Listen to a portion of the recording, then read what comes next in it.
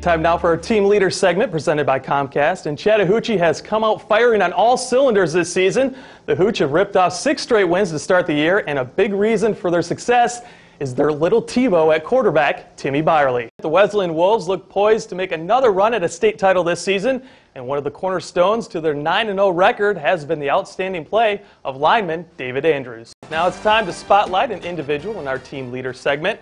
The Whitewater Wildcats missed the playoffs last year for the first time in school history, and if the Cats are going to make it back this year, they'll need strong performances from running back Josh Clemens. 1, 2, 3, protect the ball. He's always ready to hit somebody, no matter what side of the ball he's on. Whitewater's Josh Clemens has been busting through lines and breaking tackles at running back for the past 3 seasons.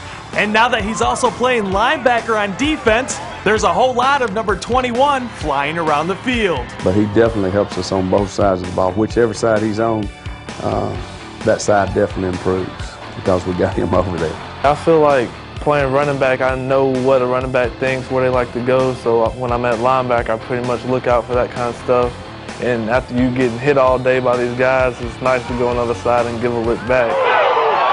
Because of Clemens' size and explosiveness, he's being recruited by the who's who of college football from around the South, but he wasn't always sure that the calls would come from the next level. And it was kind of scary at first. I thought that maybe nobody was going to come after me. And then once I got that first one, then they started rolling, and I got some confidence, and I just started working, keep working, and worry about that at the end. You know, the offers have come in, and I figure there'll be even more before the end of the year. But one good thing is he has 6 or 7 already there. You know, so he don't have to worry about those kind of things. And it doesn't hurt that Josh comes from NFL pedigree. His dad, Charlie Clemens, played 7 seasons at linebacker for the Rams, Saints, and Texans, and has a Super Bowl ring from the Rams' 1999 championship season, which means that Josh has plenty of insight into the game and knows exactly what it takes to play on Sundays. It's kind of cool looking back on and see what he did and stuff like that, and get the insight on stuff at linebacker because it's new to me. He teaches me a little stuff about it and make sure I'm doing the right thing and make sure I'm working hard and training off season and stuff like that. Even though Josh is playing his dad's old position, he sees his future in the backfield and is ready to make his own mark on the game. I like running back better. I mean, people thought I would follow my dad's footsteps and be a linebacker, but I kind of like running the ball and making a name for myself. His team came up 1 game short of winning a state title last season. And the 2009 Class 5A Boys Championship will go to Wheeler. But if Milton Shannon Scott has anything to do with it, they'll be right back there this year to finish the job. That's our main focus right now, is just getting back to the championship game and then playing whoever's at the top right there and then be able to beat them and getting a ring. We were able to make it to the championship game last year, and we have some very good players back, so we'd like to win at least 1 more game. Winning 1 more game than last year won't be an easy task, but Shannon and his other junior class talent have at least 2 more seasons to do just that. But with success comes a bullseye, and Shannon knows the pressure's on.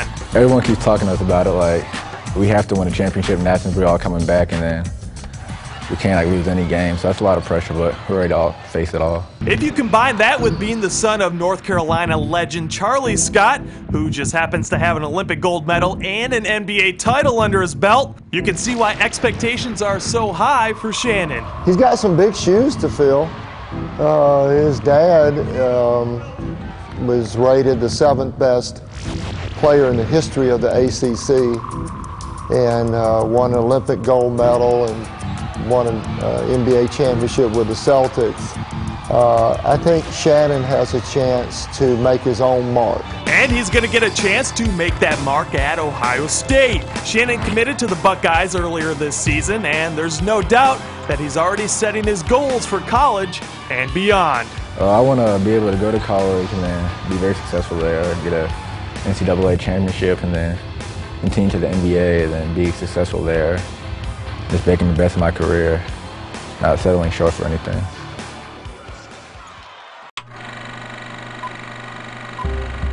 They share the same name. Hey, I'm John McClain. But this John McClain refuses to die on the court. no matter what the stakes. The matches have been pretty tough as well, especially the hot conditions. But those matches aren't just any matches, they're US Open qualifying ones. And after leaving the game to become a coach, McClain is back for the sequel to his career and trying to make it all the way to New York City. It'd be something that I've always dreamed about, being there, and finally, and I just taken all the atmosphere and just have a good time. At the age of 27, his best days are behind him. But this veteran refuses to quit, and you can never count out John McClain. In tennis years, that's pretty old. But yeah, I think I still have a pretty quick step for my age at the moment. His journey brought him all the way to the quarterfinals of the Southern section, where one man was standing between him and the semifinals, John Lawrence. Come on, hit it, let's go. One winner, only one. Come on! It was clear from the beginning that McClain had his hands full. With every shot, the rivalry grew, and something had to give. Started to get a little tension, a little bit. The points started getting more tighter. And mentally, it'll take a toll on you. After taking the first set, McClain found himself with his back against the wall, down 4-2 in the second. But John would come back with a vengeance. I knew I had him. I knew I could hold serve. He was getting a little tired and wilted a little bit. And his serve started to slow down a little bit. So I wanted to take advantage of that and start moving him around a lot more. Once McClain went up 6-5, it was only a matter of time before he finished him off for good. It was definitely a grueling battle. My opponent was kind of frustrated in the first set and making a lot of errors. Started the second set, he geared it back up and got himself pumped back up and made it a lot tougher. In the end, this John McClain beat the odds, moved on to the next round, and lived to die another day.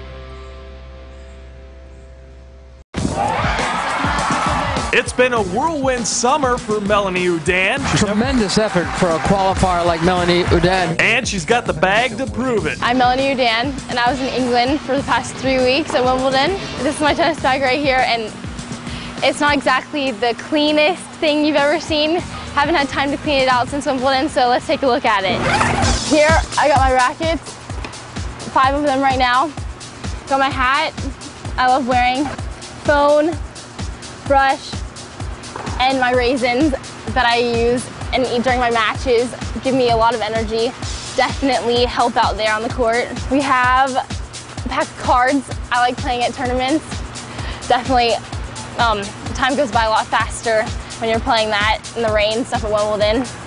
A couple tennis balls, still actually from Wimbledon, I brought back with me. This pocket, we got Gatorade to drink, after practice and stuff. And then basically just change of clothes because it is so hot in Atlanta right now. Just a little bit of sunscreen for me. It's not exactly the cleanest thing you've ever seen, but that's okay. And basically that's about it. Somewhere else in that bag is a smaller bag of tricks that Melanie unleashed on her opponents at Wimbledon. And after her run at the All England Club, her game and pro career are headed in the right direction. It was amazing.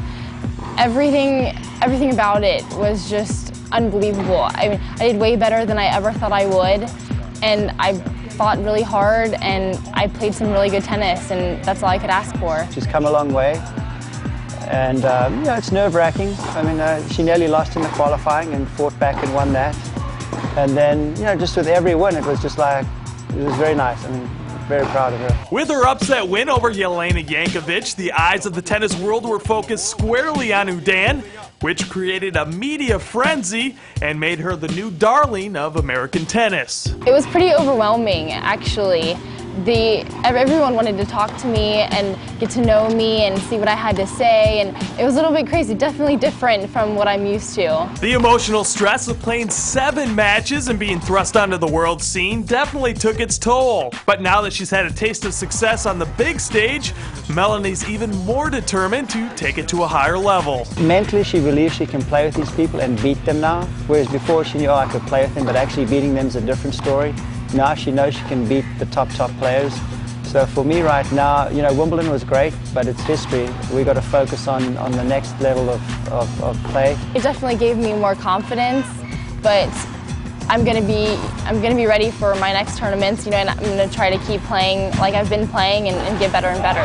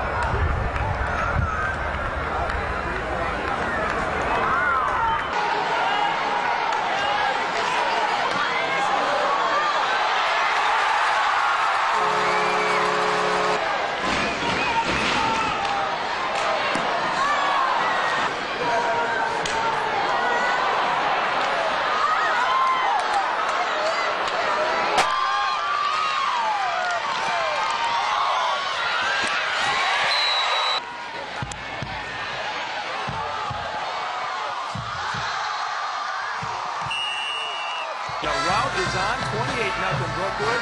Broncos starting again, Ben McClain airing it out, and Bryce Smith using his feet to haul it in.